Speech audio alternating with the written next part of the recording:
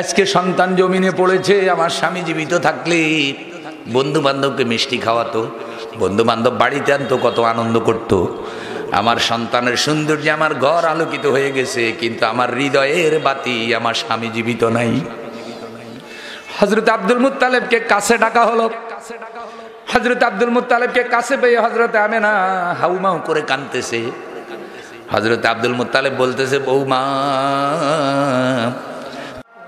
আল্লাহ তাআলা বলছেন, লাকাদ আনজালনা ইলাইকুম কিতাবান ফীহি যিকরুকুম আফালা তাআকিলুন। আমি আল্লাহ তোমাদের জন্য অবতীর্ণ করেছি একখানা কিতাব, সেই কিতাবে আছে, হে আমার বান্দারা, তোমাদের আলোচনা, তোমরা কি আমার কিতাবটা বুঝলে না? আল্লাহ তাআলা বলছেন, ওয়া তাম্মাত কালিমাতু রাব্বিকা সিদকাও ওয়া আদলা লা মুবাদদিলা লিকালিমাতি ওয়া হুয়াস সামিউল আলিম। সত্য, ন্যায় নীতি, ইনসাফ দিয়া আমি আল্লাহ আমার কোরআনকে পুরা করে দিয়েছি। হে জগতের মানুষ, কোরআনুল কারীমে কিয়ামত পর্যন্ত কোনো বক্রতা পাবে না। কোরআনের আইন কানুন, কোরআনের নীতিমালায় কোনো পরিবর্তন আসবে না। আমি আল্লাহ সব শুনি, আমি সব জানি, সব শুনি, সব জানি। কি কও শুনি, কি করো এটাও জানি। তোমার ভালোভাবেই পর্যবেক্ষণ করি। আন্দারিয়া কি কও, জনগণের সামনে কি কও, একা একা কি চিন্তা করো, বাবির সাথে তুমি কম্বলের নিচে কি বুদ্ধি পরামর্শ করো, কোন জায়গায় কি করো, সব আল্লাহ দেখে কি দেখে না? মাঝে মধ্যে দেখবেন পুকুরের মধ্যে খইয়া মাছ চিনেনি, এক জায়গায় হডি মারে, আরেক জায়গায় লুকায়। যেখানে ফড়ি ওখানে যদি জাল ফালান জীবনেও পাইবেন না। কোন জায়গায় লুকায়, কোন জায়গায় আপনার চিহ্ন দেয়, এটা আল্লাহ বুঝে কি বুঝে না? সব বুঝে আল্লাহ। এজন্য আল্লাহর ভয় ছাড়া কখনো মানুষ ভালো হতে পারে না। আল্লাহ আমাদেরকে আল্লাহর কোরআনকে আমাদের জীবন বিধান হিসেবে গ্রহণ করার তৌফিক দান করুক। জোরে বলেন আমিন। শুধু খতম করলেই কোরআনের হক আদায় হয় না। 3 দিনের দিন খতম, 40 দিনের দিন খতম, না বুঝে খতম। ধর্মটা শুধু মিলাদ পড়ে দোকান উদ্বোধনের জন্য আসে নাই, ধর্ম শুধু মরার পরে খতমের জন্য আসে নাই। কোরআন এসেছে আপনাকে পৃথিবীতে ইজ্জতের আসনে সমাসীন করার জন্য। কাজী নজরুল আফসোস করে বলেছেন, কাজী নজরুল, নীল না তো মমিন কোরআনের আলো, পাতা উল্টানো সার, ইহুদি নাসারা নাস্তিকি যত নিল সে কারবার। ইহুদি নাসারা দেশে গিয়ে দেখেন তাদের মানবিকতা, তাদের আইন, তাদের মানবাধিকার, তাদের বিচারে নিরপেক্ষতা, তাদের রাষ্ট্রীয় প্রশান্তি, অর্থনৈতিক গ্যারান্টি, মানুষের মর্যাদা, তাদের দেশে গিয়ে দেখেন। আজকে আমাদের ইসলামের বৈশিষ্ট্যগুলো তাদের কাছে চলে গেছে, আর তাদের যত কুচরিত্র সব আজকে মুসলমান ধারণ করছে। ফলে পৃথিবীতে এই মুসলমান সাহাবা একরাম যে সম্মানের আসনে অধিষ্ঠিত হয়েছে, সেই সম্মানের আসনে মুসলমান বুঝতে পারছে না। সূরা ইয়াসিন ভালো করে পড়বেন। ওয়াল কোরআনিল হাকিম, বিজ্ঞানময় কোরআন, কোরআনে সব আছে, ঠিক না কোন? আমার বন্ধু, অঙ্ক আছে, হিসাব বিজ্ঞান আছে, ইতিহাস আছে, অর্থনীতি আছে, কোনটা কোরআনে নাই? আপনি যদি চান যে আপনার নেকামল কিয়ামতের দিন কথা বলুক, তাহলে কোরআন যা বলে তা করা লাগবে। এক হুজুরে ওয়াজ করছে, ছোট্ট একটা গল্প কই, খারাপ লাগেনি কেন? হুজুরে ওয়াজ করছে, ভাইয়ারা, একবার কেউ যদি সুবহানাল্লাহ বলে, তাহলে আল্লাহ তাআলা জান্নাতে তার জন্য একটা ফলের গাছ বানাবে। দুনিয়ার কোন দ্রুতগামী যানবাহন 500 বছর দৌড়াইয়া এই ফলের গাছের ছায়া শেষ করতে পারবে না। সুবহানাল্লাহ কর না। তো কিছু মানুষ আছে দেখবেন, রসিক মানুষ, এগুলো বয়ানোর পর আবার হুজুরদের সাথে মজা করে। তো হুজুরের ডাকে কয়, হুজুর আপনি যে কইলেন একবার সুবহানাল্লাহ কইলে এত বড় গাছ হয়, তা আমি তো ডেইলি 5000 বার সুবহানাল্লাহ কই, এত গাছ হইব তো? আর এত জায়গা বেহেশতে আসেনি। মনে প্রশ্ন জাগে না? কিরে, দ্রুতগামী যানবাহন 500 বছর দৌড়াইলে গাছের ছায়া শেষ হইতো না, তে এত জায়গা জান্নাতে হইব কত? এটা তো বুঝে আসে না, আকলে ধরে না। ওস্তাদ যখন হাদিস পড়াইতে গিয়া এ গল্প কইছে, মনে আছে এ ধরনের কিছু লোক সমাজে দেখবি, তাদেরকে জবাব দিবা, ভাই তোমার টেনশনের কোনো কারণ নাই, তুমি কুটিবা সুবহানাল্লাহ কইলে গাছ একটাও হবে না। কতবার সুবহানাল্লাহ কইবা, গাছ কি কন হুজুর, এটা উল্টা ওয়াজ, কুটিবা সুবহানাল্লাহ কইলে গাছ একটা হইতো না, কিনলেই হাদিসে তো আছে গাছ হইব। হুজুরে বুঝায়, কয় বাবা কেউ যদি বীজ দান জমিনে ছিটায়, বীজ দান চিনেননি, জমিনে ছিটাইবার আগে বীজ দান যদি 2 ঘন্টা সিদ্ধ করে গরম পানিতে, এরপরে বন্ধু 2 ঘন্টা জমিনের মধ্যে যদি 1 মণ বীজ দান ছিটায়, গাছ উঠবনি? কিনলে উঠতো না, হিদ্ধ হয়ে গেছে। কি হয়ে গেছে?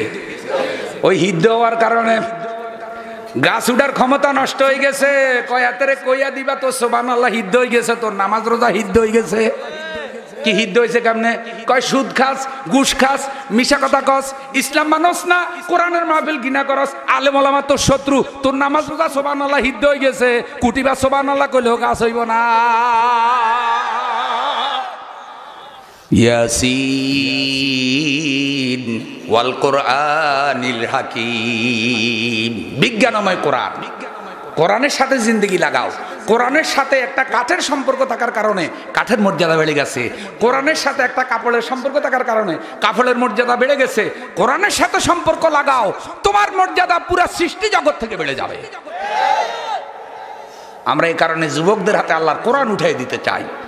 খুব ভালো লাগলো, পাশাপুর গ্রামবাসী একসাথে মাহফিলের আয়োজন করছে। তুমি কে আমি কে, মুসলমান ভাই ভাই, ঠিক কিনা বলেন? মুসলমানে কোনো বিভেদ নাই, মুসলমানে কোনো হিংসা, লম্বা দাঁড়িয়েওয়ালা, ছোট দাঁড়িয়েওয়ালা, শার্টওয়ালা, প্যান্টওয়ালা, কল্লিওয়ালা, ডালাই করা জামাওয়ালা, সব এক, ঠিক কিনা কন? এখন আর বিভেদ করার কোনো সময়। সকল নফলি বিষয় নিয়া ইখতিলাফ বন্ধ, ঠিক আছে? এই ইখতিলাফ আমাদেরকে খাইছে। ছোট কাল থেকে খালি মিলাদ লইয়া কিলাকিলি দেখতেছি, হে কিলাকিলি অন্য চলে। নবীর কি মাটি দি বানাইছে না নুদ দি বানাইছে? কিলাকিলি কি ইও নবীর কি দি বানাইছে? এটা আগে দরকার আসেনি। নবীর যেটা দিয়ে বানাইলে নবীর মর্যাদা রক্ষা হয়, নবীর আল্লাহ হেটা দি বানাইছে।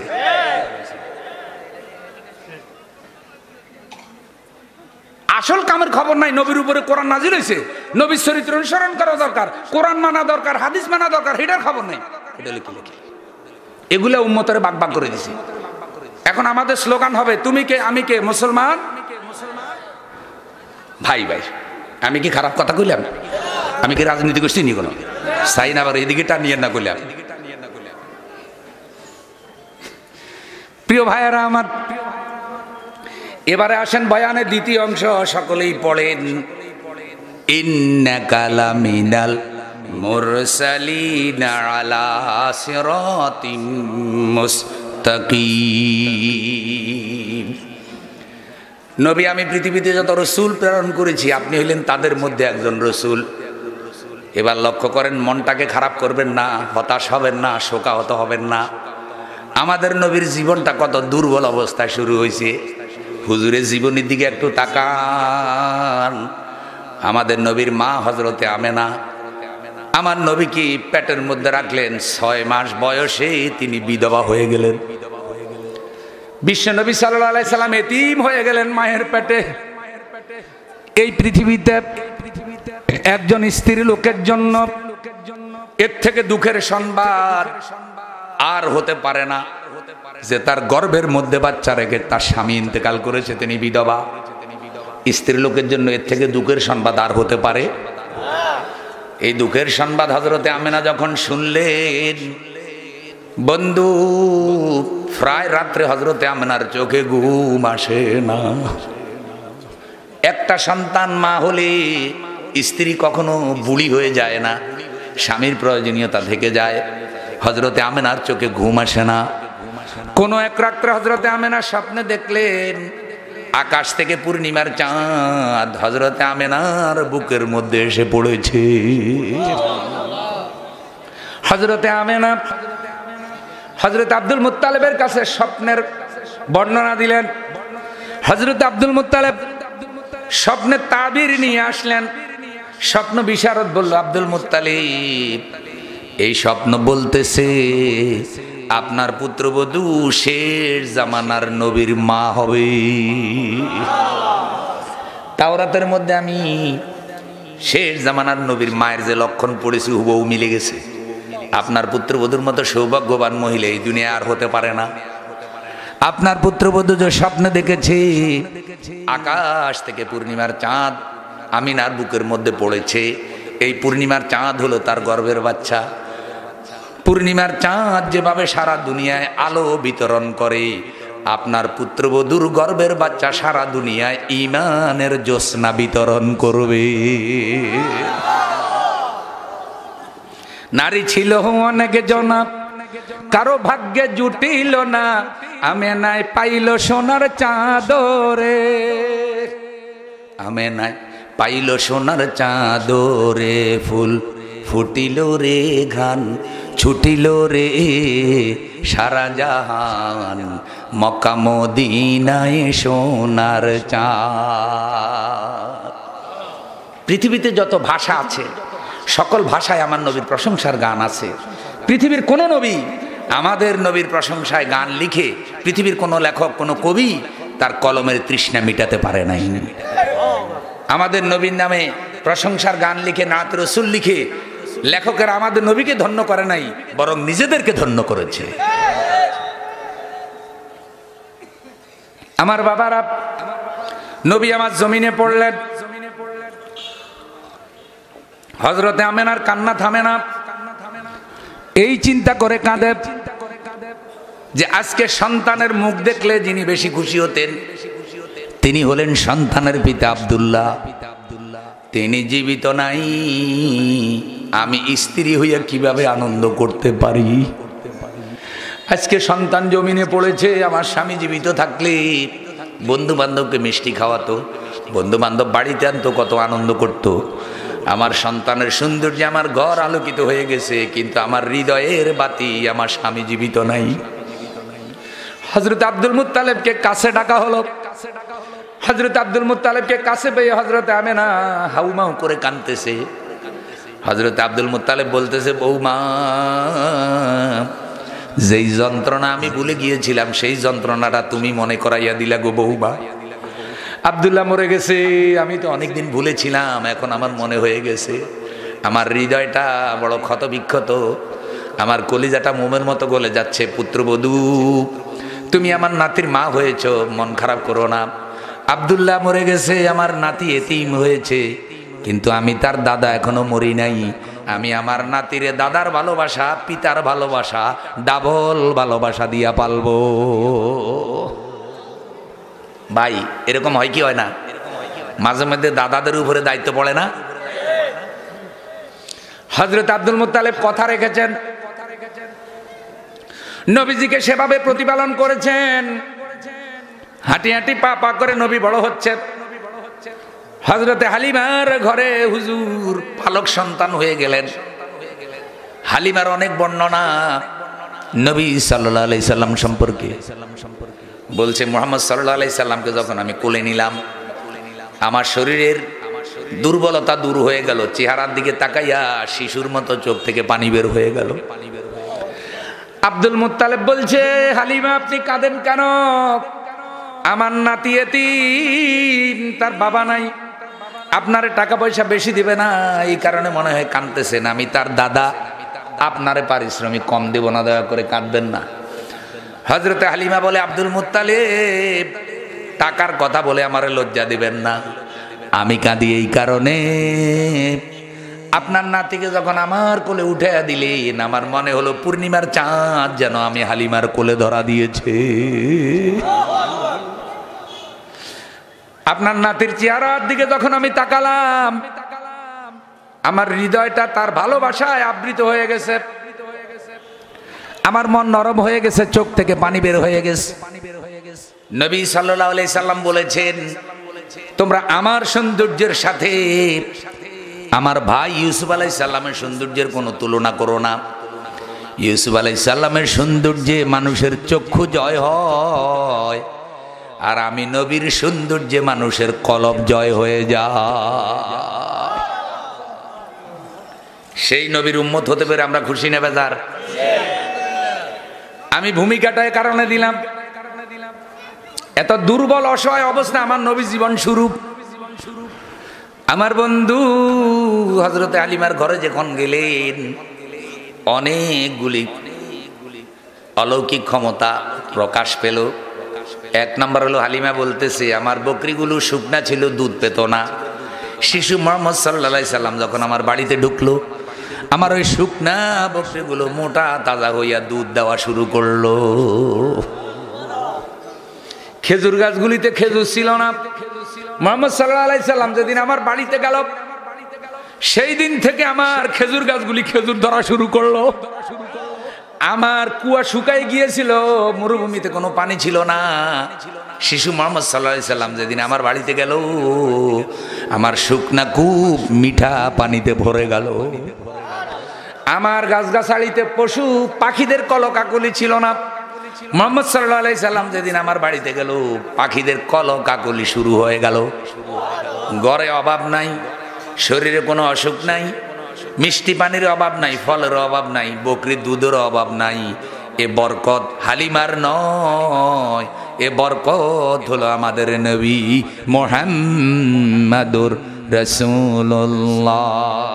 ইয়া মুহাম্মদ, ইয়া মুহাম্মদ, আপ পর লাখো সালাম।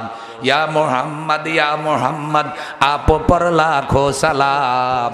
হামেদো মাহমুদ আহমদ, আপ পর লাখো সালাম। ইয়া মুহাম্মদ, ইয়া মুহাম্মদ, আপ পর লাখো দুরুদ।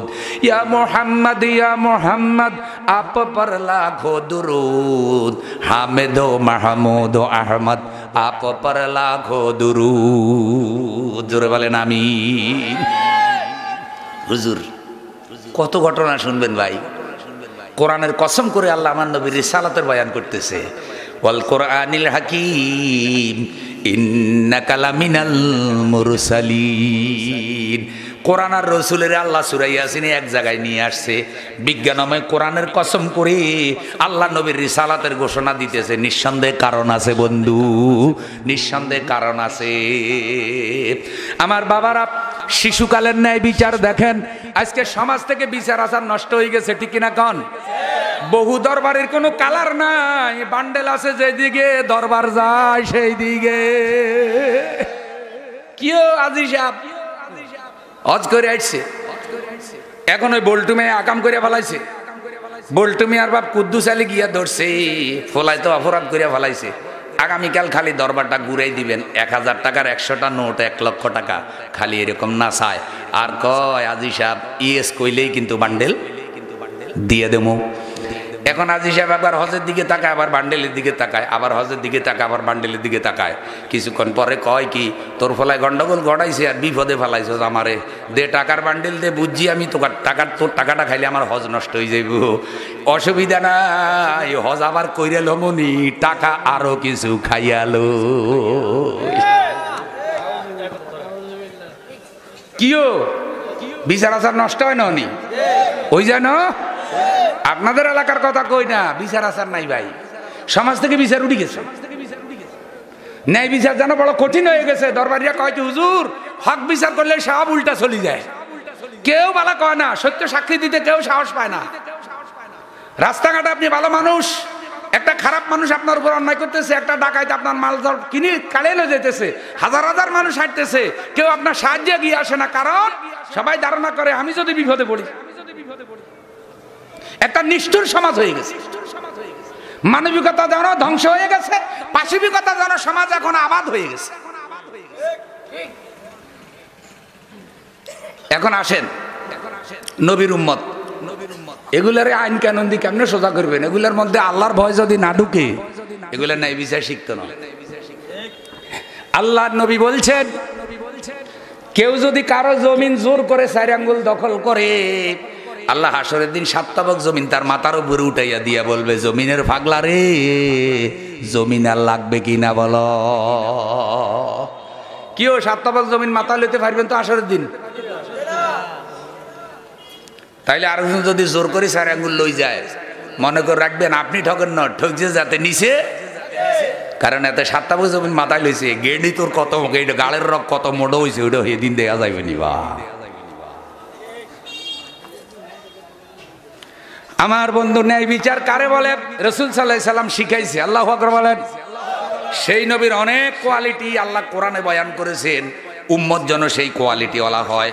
1 নম্বর কোয়ালিটি আল্লাহ বলছেন ইন্নাকা লাআলা খুলুকিন আযীম।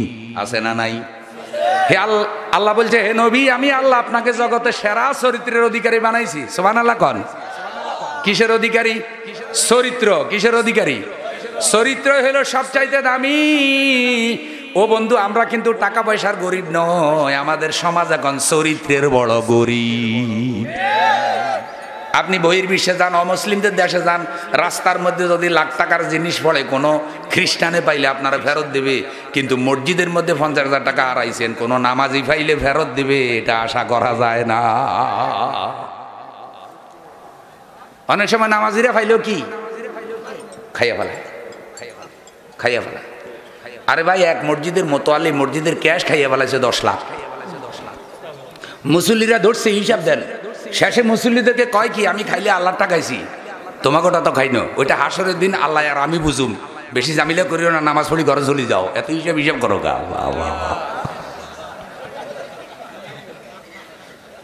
আছে না নাই? হিসাব চাইলে এত টাকি মাছের মতো লাফায়।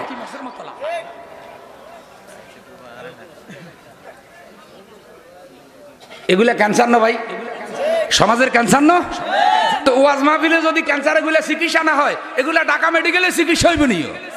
ঢাকা মেডিকেলে তো তোর শরীর চিকিৎসা হইব, বডি চিকিৎসা হইব, আর ইমানের ক্যান্সার তো চিকিৎসা হবে কোরআনের মাহফিলে। ঠিক না বলেন?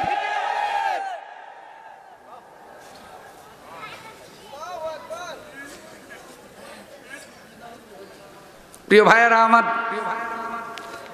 চরিত্র বড় দামি জিনিস।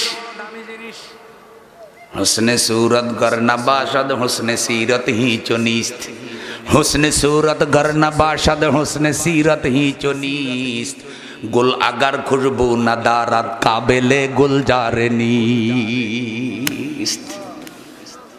একটা হলো কাগজের ফুল, আর একটা হলো আসল ফুল। দুইটা কি এক?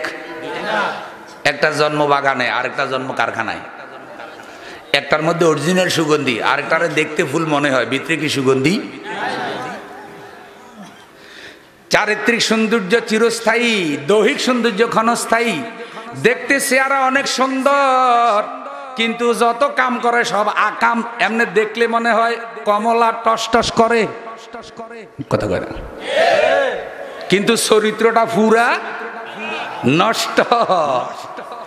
শরীয়ত ওইটারে সুন্দর কয় না, শরীয়ত বলে যার চরিত্র সুন্দর সেই আসল সুন্দর। লিল্লাহে তাকবীর। এখন শুনেন, নকল সৌন্দর্য হলো বিউটি পার্লারে, আর আসল সৌন্দর্য হইলো আসল চামড়ায়। বিউটি পার্লারে গেছে আলকাতরা খাতুন, আলকাতরা খাতুন বিউটি পার্লারে গিয়ে এমন রং বানিয়ে দিছে যেন জোসনা খাতুন, পূর্ণিমার চাঁদ। এখন চালাক ছেলে কয় চেহারা দেখলে হবে না, পা দেখে লই। পায়ের দিকে তাকাইলে আলকাতরা, চেহারার দিকে তাকাইলে পূর্ণিমা। আছে না নাই?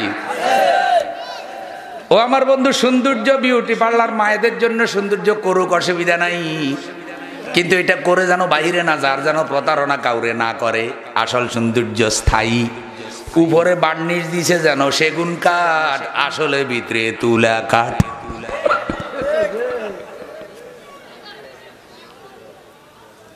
ঠিক না ভাই? ঠিক। ও বন্ধু, নামাজ পড়া তো দূরের কথা, পশ্চিম দিকে আষাঢ়ও খাই নাই। কোরআন পড়া তো দূরের কথা, 24 ঘন্টা রবীন্দ্রসঙ্গীত, হিন্দি গান, বাংলা গান, ফাইটটা যায় মার্কা গান। কোরআন পড়া তো দূরের কথা, সারাক্ষণ আজগুবি সাহিত্য লইয়া, বইপত্র লইয়া। ও বন্ধু, ইসলামের পক্ষে কথা বলা তো দূরের কথা, সারা জিন্দগি বক্তৃতা দিছে মানব রচিত মতবাদের পক্ষে। মুখের মধ্যে তসবি নাই, আছে সারাক্ষণ বিড়ি। হজ কইরা যেই মুখে বন্ধু জমজম খাইছে, এই মুখে ফ্যান্সি ডিলো টানে, ইয়াবাও খায়, বাবাও খায়। এখন আধুনিক চলতেছে বাবা, ভবিষ্যতে আল্লাহ জানে কি আসে।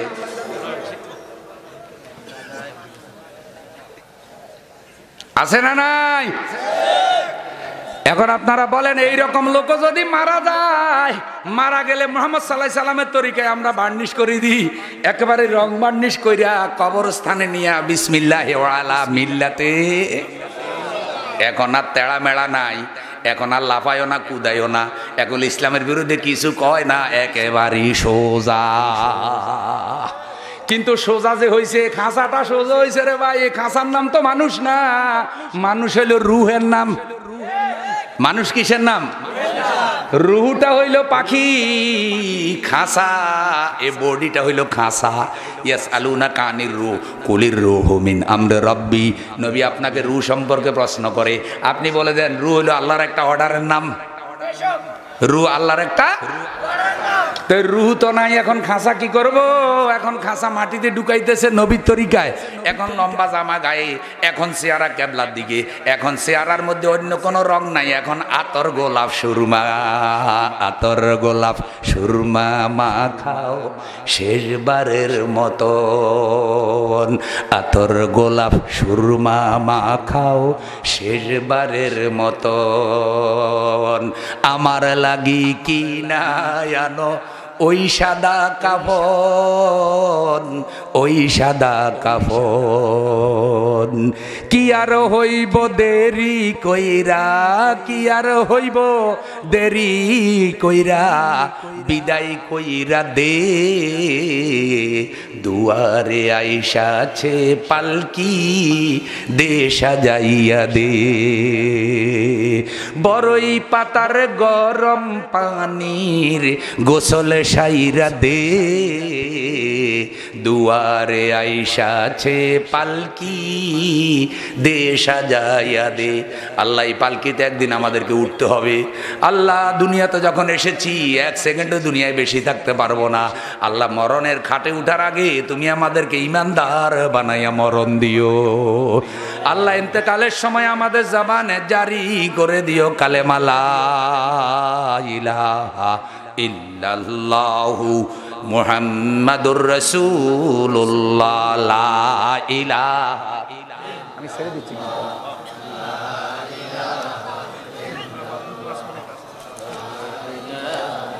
ইল্লাল্লাহ, লা ইলাহা, লা ইলাহা ইল্লাল্লাহু মুহাম্মাদুর রাসূলুল্লাহ। জোরে বলেন সাল্লাল্লাহু। তাইলে এখন কবরে যাব নবীর তরিকায়, ঠিক কিনা কন? কিন্তু কবরে যে নবীর তরিকায় যাব, মরার আগে সেই নবীর তরিকা দরকার আছে না নাই? নবীর তরিকা হইল কোরআনের তরিকা। বাল্লিগ মা উনজিলা ইলাইক, হে নবী আমি যে কোরআন নাজিল করেছি সে কোরআন প্রচার করুন, কোরআনের জিন্দেগি গঠন করুন। নবীর তরিকা মানে কোরআনের তরিকা। জীবনের সকল ক্ষেত্রে যারা কোরআনের আইন মানে না, তারা নবীর তরিকা ধরে না।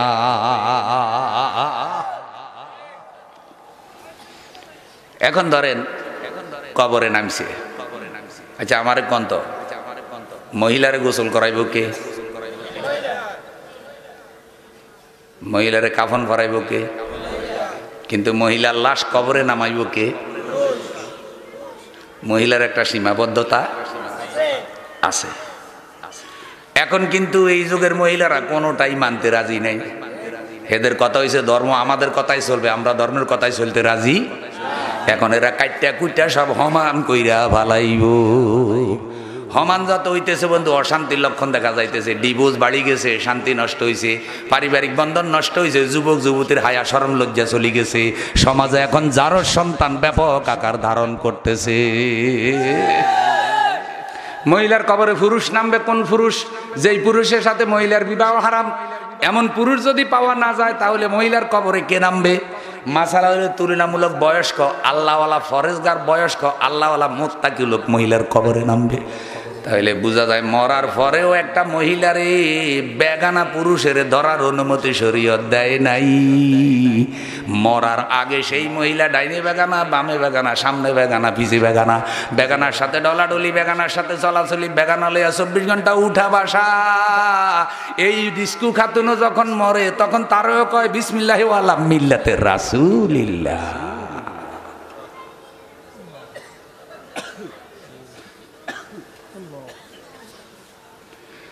মরার পরে কোনো আমল আসেনি, সকল আমল মরার মরার পরে রোজা নাই, মরার পরে হজ নাই, মরার পরে জাকাত নাই, মরার পরে ওয়াজও নাই। আমার বন্ধু সব হইলো মরার আগে। তাইলে মরার পরে যদি আল্লাহ এবং আল্লাহর রসুলের রেজামন্দি চাই, মরার পরে বিসমিল্লাহ ওয়া আলা মিল্লাতে রাসূলিল্লাহ যদি আত্মীয় স্বজন বলে, তাহলে মরার আগেই কিন্তু রসুলের তরিকায় কোরআনের রাস্তায় সোজা হওয়া চাই। আল্লাহ কবুল করুক, জোরে বলেন আমিন। তাহলে নবীর চরিত্র যেরকম আমাদের চরিত্র হতে হবে, সাহাবা একরামের চরিত্র সেরকম হয়েছিল, ঠিক কিনা কন? তো সাহাবা একরামের চরিত্র ভালো হওয়ার কারণে আমার বন্ধু সমাজে কোনো অপরাধ ছিল না। জাহিলি যুগ, চুরি ডাকাতি ছিল, জেনাবা বিচার ছিল, অন্যায় অবিচার ছিল, মদ ছিল, নেশা ছিল। আমার বন্ধু সামাজিক কোনো নিরাপত্তা ছিল না, সামাজিক মর্যাদা ছিল না জাহিলি যুগে। ওই যুগে আল্লাহর নবী কোরআন প্রচার করলেন, কোরআন শিক্ষা দিলেন, জান্নাতি সমাজ হয়ে গেল। মানুষ ঘরের দরজা খুলে ঘুমাইছে, জান মালের কোনো নিরাপত্তা ছিল না, কারো ঘরের দরজায় কোনো তালা ছিল না, আলমারিতে চাবি, তালা চাবিও ছিল না। আর আমাদের এখন বড় গেটে তালা, ছোট গেটে তালা, আলমারিতে তালা, সুটকেসে তালা আছে বন্ধু। পাহারাদার, দকিদার, সোফাদার, কি জানি চকিদার, দোফাদার, র্যাব আছে, পুলিশ আছে, সাথে আছে ক্রস ফায়ার। তারপরেও জান মালের নিরাপত্তা নাই। আসেনি নিরাপত্তা? আহা,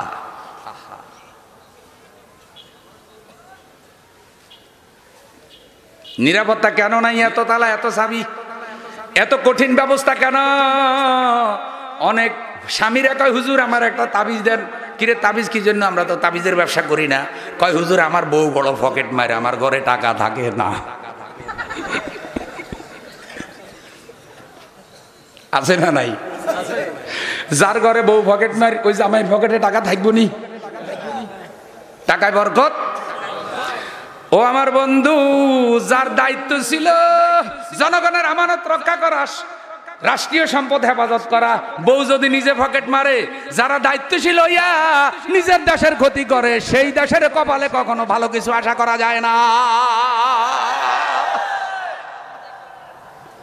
বউ নিজে তো জামাইয়ের পকেট কাটে, তো ওই পকেটে টাকা থাকবো কেমনে? আমার প্রিয় ভাইয়ারা, ইমাম সাহেবের ওযু আছে না নাই, এটা তো মুসল্লি বুঝার কোনো কুদরত। এখন ইমাম সাহেব মুসল্লিদের ইমাম হয়েছে, আমি এ মসজিদ তো করে খাইছি, আল্লাহু আকবার। 6 মাসের বেতন বাকি, তো করে ওযু ছাড়া নামাজ সালামো। এটা আমানতের খেয়ানতকারী ইমাম ননি? কথা কন। মুসল্লি নামাজ হইব নি? মুসল্লি যদি গোসল করে নামাজ হইতো না। মুসল্লি যদি আমার দোষ কি, ইমামের ওযু নাই, আমার নামাজ যাইব কা? তখন এই শরীয়তে কইব কি, ওযু ছাড়া লোক করে ইমামতি দিলি কা, পাবলিকেরও ছাড়া ছাড়ি না।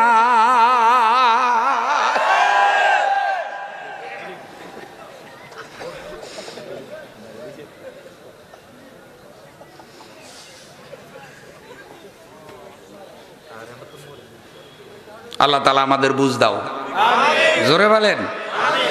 তাহলে আমাদের চরিত্রটা যেন নবীর চরিত্রের মতো হয়। ভাই বিশ্বাস করেন, কবরে 3 প্রশ্নের জবাব যদি নিতে না পারি, আমি যদি দুনিয়ার প্রেসিডেন্টও হই, আমার মতো হতভাগা আর কেউ হতে হবে না। মার রাব্বুকা আমান হাজার রাজুল আল্লাহ জি বড়িসা ফিকুম, এই প্রশ্নের মধ্যেও নবী আছে না নাই? কবরে নবী চেহারা দেখাইব। ফাঁসাপুরে যদি আপনারে কবর দেয়, মদিনা মুনাওয়ারা থেকে আমার আল্লাহ এই হুজুরের রওজা মুবারক থেকে ডাইরেক্ট হুজুরের চেহারাটা আপনারা দেখাই দিবে। আর দেখাই দিয়ে কইব কি, চিনোনি? দেখো তো ওনারে চিনোনি? কারণ আপনি তো নবীরে কোনোদিন দেখেন নাই, তাইলে চিনবেন কেমনে?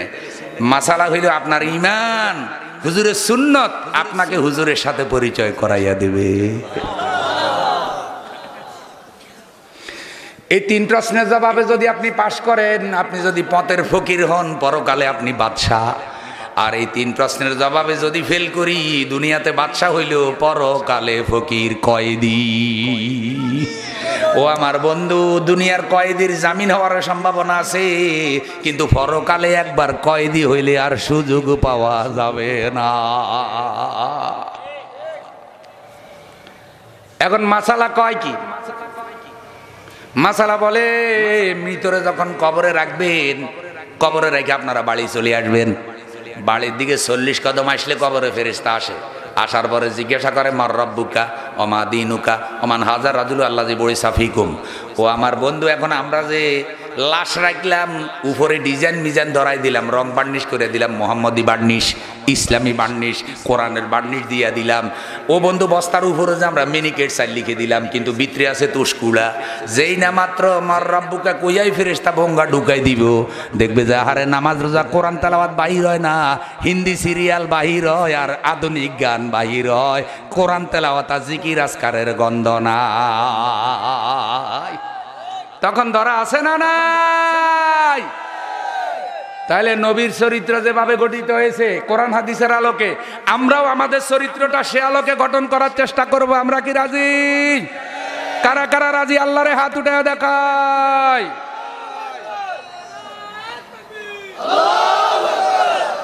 আল্লাহ হাতগুলা কবুল করুন।